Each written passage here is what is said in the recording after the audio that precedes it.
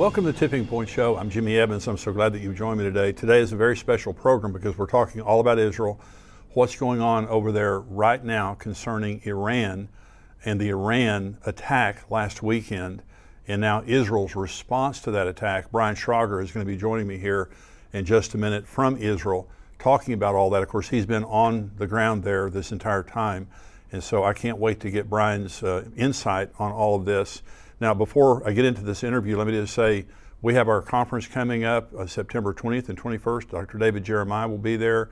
We have Max Lucado, Pastor Ed Young, Rabbi Jonathan Kahn, myself, Billy Crone, Dr. Mark Hitchcock. We're going to all be there on Friday night and Saturday morning, September 20th and 21st. Go to endtimes.com, get your seat right now, bring a group with you. We would love to have you. It's going to be a great conference.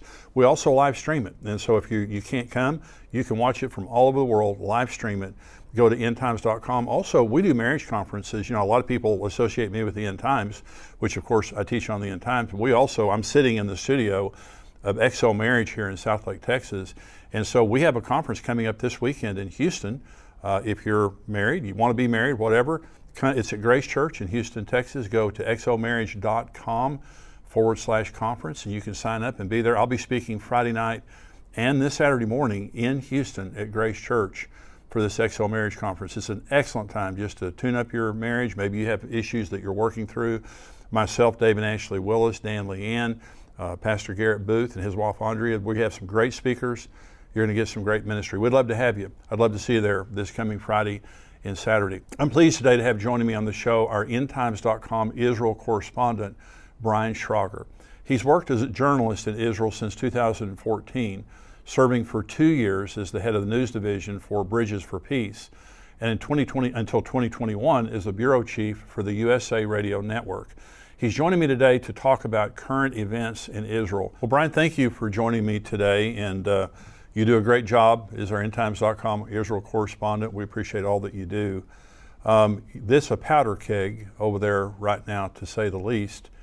And last Saturday, of course, Israel bombed the consulate in Damascus the week before, and Iran vowed a response. And of course, you guys saw the response last Saturday. You were in Jerusalem when that happened, weren't you? I sure was. They started, I received, I knew the bombs were coming. That's when I filed a report on Sunday night, my time. It was about midnight. And then a couple of hours later, maybe 3 hours later, time was strange. All of a sudden, everything exploded right outside my porch. Wow. And I thought, what in the world? I didn't think enough time had passed for the missiles and the drones and to come. But boy, they were there, and it was a fireworks show. I mean, right literally above me. I saw the interceptions. I saw bright orange buckyballs falling to the earth, which I think were Continental missiles breaking up and falling down. It was very, very dramatic. Well, Israel's already on edge, and there's so much trauma, and that was just added to it. So, I mean, you guys are, incredible for putting up with all that. What is Israel's response at this moment? Now, we're taping this on Tuesday. This is going to air on Wednesday. And so what do you hear about Israel's response to the bombing? Right now, what is officially being said is that the War Cabinet has met and is discussing a response and is promising to give one. What that response will be, how it will look, is not known. Netanyahu is having to be delicate in his communications with Joe Biden because the U.S. obviously is a big, big ally of Israel, supplying weapons and funds, and was an invaluable help on Sunday night when those missiles hit, because the U.S. intercepted a bunch of those missiles and drones, as in fact did Saudi Arabia, Jordan, the UAE, and I think France also intercepted or helped with all of this. So Israel did not knock down 99% of these missiles by itself. Right. It was a coordinated effort, and that was actually quite remarkable. And so now going forward, there's this thing that Biden has told Netanyahu, don't retaliate. Well, that's not going to wash here. Right. It just isn't going to wash. Right. The military here is absolutely determined that there must be a response, not for revenge, but because for deterrence. If there isn't a response, then Israel is perceived as weak. And in this part of the world, you have to respond. Yeah. And you have to respond in kind. Again, it's not retaliation. And Israel certainly has a lot of reasons, as you and I both know, to do something in Iran because of its nuclear program, and which is on the verge of developing nuclear weapons right now. Right. So what kind of response it will be, we just don't know.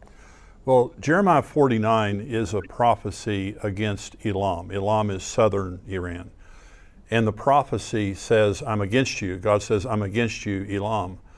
And I'm going to knock the bow out of your hand in the height of your power, and I'm going to judge your princes, not the people.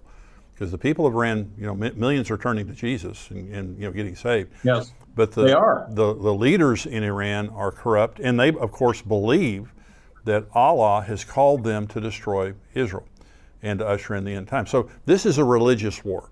This is not just a conventional war. This is a religious war. You agree with that? Absolutely, yeah, absolutely. And in fact, as I'm sure you're aware, Ali Khamenei, the so-called supreme leader of Iran, has repeatedly over the years said that Iran's number one goal is to provoke the return of the Mahdi, the Islamic Messiah figure, who is going to come in, according to their theology, he's going to come in and set everything right. And so part of the reason for creating chaos is to provoke the Mahdi to come. This is a cardinal doctrine in Iran, but the world doesn't discuss it because I think it's uncomfortable with this whole idea of the theological motivation, the religious motivation that is behind what Iran is doing. And the problem, Brian, with the world's response in trying to pressure Israel into a two-state solution, they don't understand the religious ramifications of this. Hamas is an example. Hamas is Muslim. It is a Muslim group that is vowed to the annihilation of the Jews. Well, the Palestinians in other places in the West Bank, they believe the same stuff. That's why the Palestinian Authority won't renounce October 7th or Hamas, because they're very popular among the Palestinians. Exactly. And Abbas does not want to lose political power. So, eventually he has to pass away, I think. he's in his 80s. Oh yeah. He is immensely unpopular among the Palestinians, and yet Hamas is very popular. Yes. What a dangerous combination. And we're trying to push Israel and the Palestinians in bed together and tell them to make up and get along. It's impossible. And that's why the resolve of Netanyahu, and I think this is true of the Israeli government, is never again. There's not going to be a deal with the devil. Is that right? Absolutely. And also, I think it's important to note that the Palestinians don't believe in a two-state solution. They absolutely don't. It's been off the table in Palestinian narrative here for at least a decade. They have been promoting a one-state solution, which basically is bring back all of the refugees from Jordan, from Syria, and basically establish a government here that is not, the majority is Muslim, not Jewish, and so the Jews are basically defeated as there's no Jewish state. So that's their one-state solution. And Israel knows this, the Palestinians know this, but there is this political narrative, this kind of magical thinking that persists throughout the rest of the Western world that somehow a two-state solution is doable. It's not. And both sides know it here. Exactly. Well, if you look at everything from a secular perspective and you just wipe out the religious, the deeply held religions of that area, everybody should be able to get along, everybody should be able to be at peace. This is generational. This goes back many generations of hatred and all those types of things. So the Bible says at the end, Israel will be hated by all the nations. that all the nations would ultimately gather against Israel at Jerusalem. Of course, that's Zechariah, that's Joel 3, all through the Old Testament. So this is what we're seeing happening, unfolding. Let's talk about Iran for just a minute now. The red line that existed has been erased. For the first time, Iran has directly attacked the state of Israel. Okay, so now in the world, for the last few days at least, Iran has been under scrutiny. There have been many nations that have rebuked them for what they did, standing against them. Is there any practical penalty that they're playing, as in sanctions or as in anything like that? Well, one benefit to Israel in all of this is that, at least for now, international opinion has shifted somewhat back in favor of Israel. The international opinion was condemning Israel very, very strictly and firmly up until the attack because of its war in Gaza. Now there is this condemnation of Iran, and we can only hope that there is some degree of waking up on the part of Western nations about what Iran's ambitions are, which is to establish a global caliphate. It's not a regional thing. They literally want to see the world taken over, led by their Mahdi, which is, I think, how you say it in Arabic. So I don't know. I think in the end, the military here is very, very clear. As you know, I recently interviewed Brigadier General Amir Avivi, and it was just, I think, posted yesterday. Now, that interview took place before the attack, but the doctrine he laid out there for Israel is the same doctrine that exists today, which is that we must be strong. Hamas must be defeated. Hezbollah must be pushed back. Israel cannot allow this situation to continue in the north with more than 60,000 Israelis displaced from their homes and their businesses. This cannot continue. And then, of course, we all know that at the center of the spider web is the spider, Iran, and Iran has to be dealt with.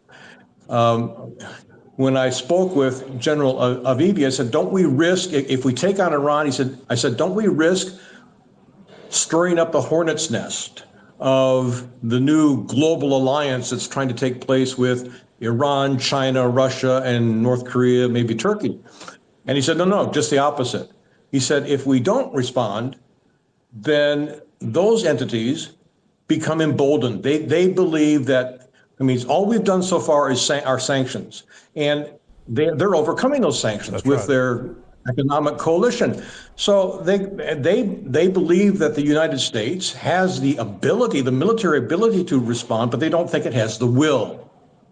And he said, as long as they believe that, they're going to just get worse and worse. Russia has invaded Ukraine, and it might be Poland next. It might be the other parts of Europe. As for China, it's been threatening Taiwan for a long time, and flying jets and invading its airspace. At some point, it seems like it's determined to take Taiwan for its own. So he said, if we don't respond, he said, but when you have a coalition like this, there are, the strong ones. He said, it would be foolish to attack Russia or China. Go for the weak one. The weak one is Iran. And he said, if we give a strong response to Iran, he said, we, not just Israel, he meant a coalition, especially with the help of the United States. He said, the U.S. has to partner with us in this and go after Iran, and that will send an unmistakable message to Russia and China and this new attempt to form a new global order.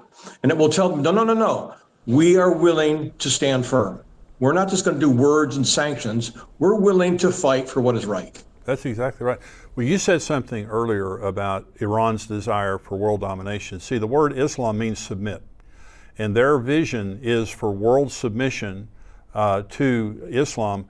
And Netanyahu has said repeatedly, if we're not fighting Hamas just related to Israel, if they beat us, they're coming for you. And that's exactly right. That's like the Nazi regime. You don't exterminate this here, it's going to spread all over the world. And of course, there's Muslims all over the world that would be greatly emboldened by a victory over Israel. So southern Iran, the Jeremiah 49 prophecy, is a devastating blow on Elam, southern Iran. Interestingly, that's where they have the Bushehr nuclear facility. That's where they have many of their missile launchers and their nuclear facilities. God says, I'm going to knock the bow out of your hand in the height of your power, and I'm going to judge your princes. And it says, it will be so desolate in Elam after the devastation, there won't be a nation on earth where someone from Elam hasn't moved. So this is talking about a devastating attack. And of course, I'm not saying that's what's going to happen in the next few days, but it could. Well, you know what? At this point, for my part, I hope it does, but we'll see. Well, so the IAEA, International Atomic Energy Agency, they have turned a blind eye to Iran. Iran has defied the world community related to nuclear weapons. And recently, the IAEA came out and said, we have no idea what's going on in Iran, but we do know they've made tremendous strides. So they have a hypersonic missile in Iran that can reach Israel in, I think it's 4 minutes. Or it's 400 seconds, 6.66 minutes.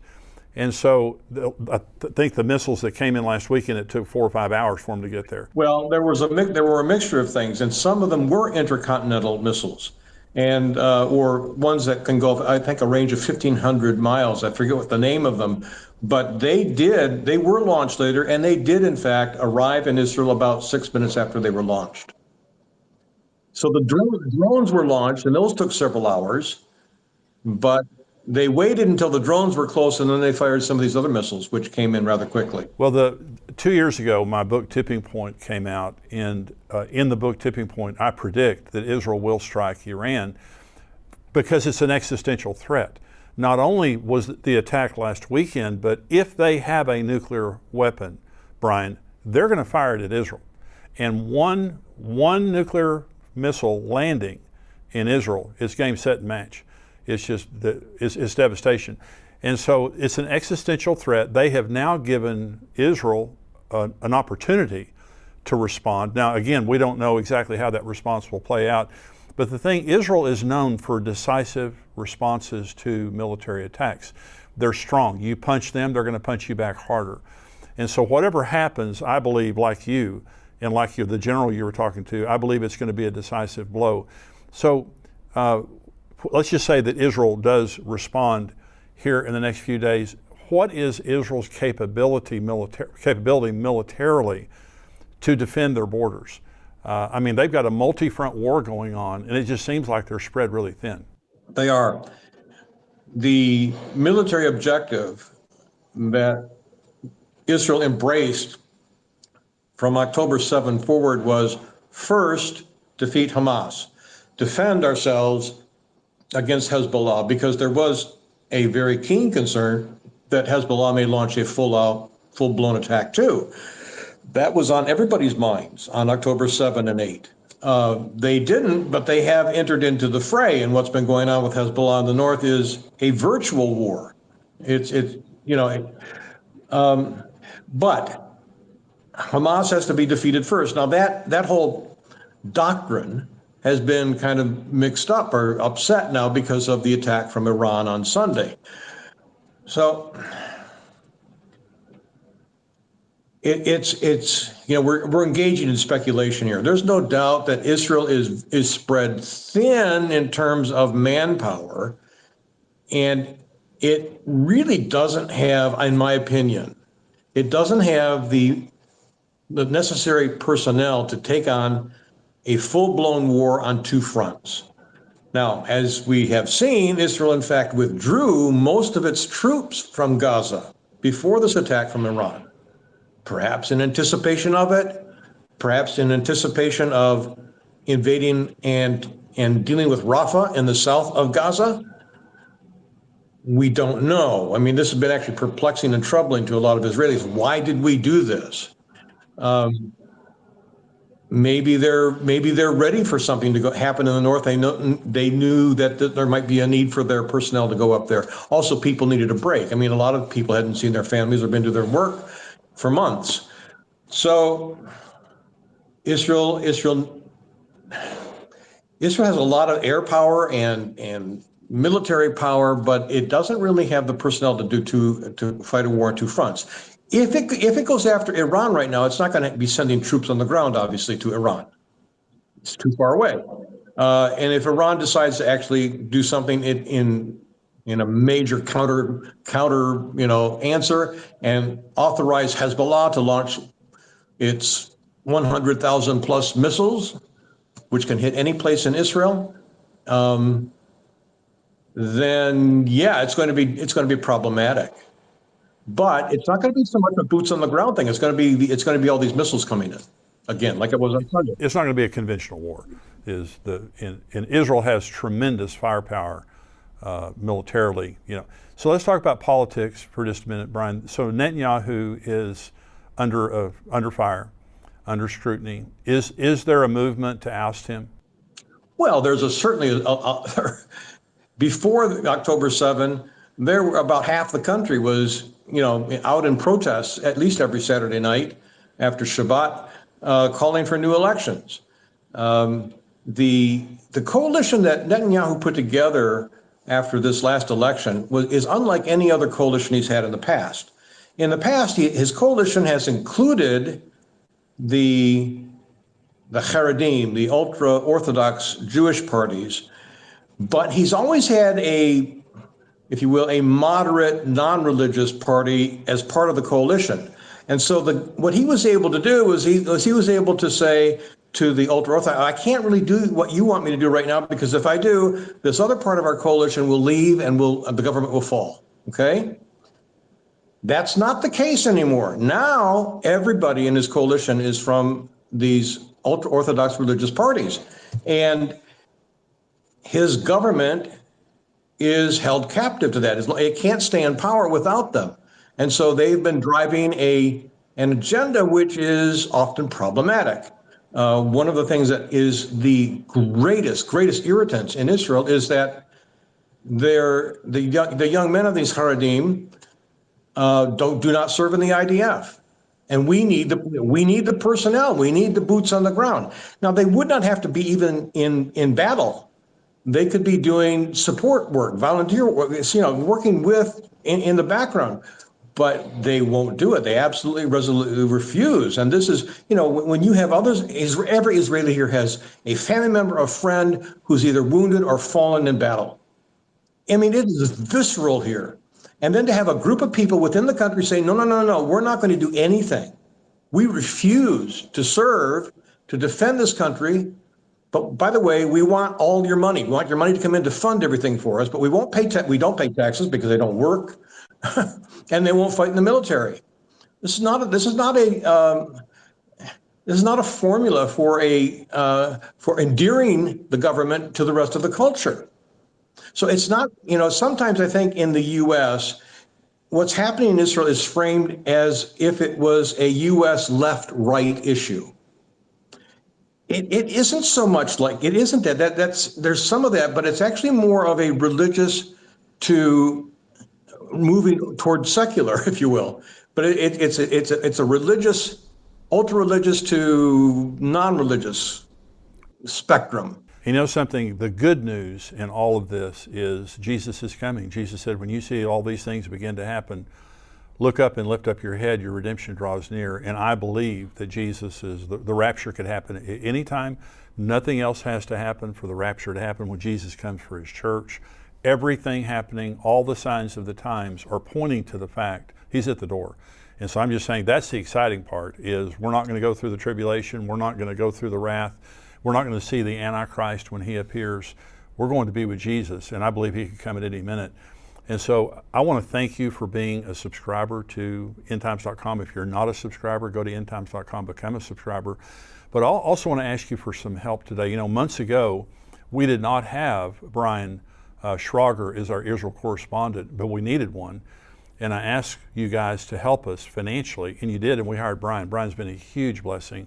And to have him on the ground right now with everything going on there is just a huge blessing. And so thank you for helping with that. We have 3 production positions that we need to fill here at endtimes.com. We're growing. We're trying to reach more people. We're trying to reach you better than ever.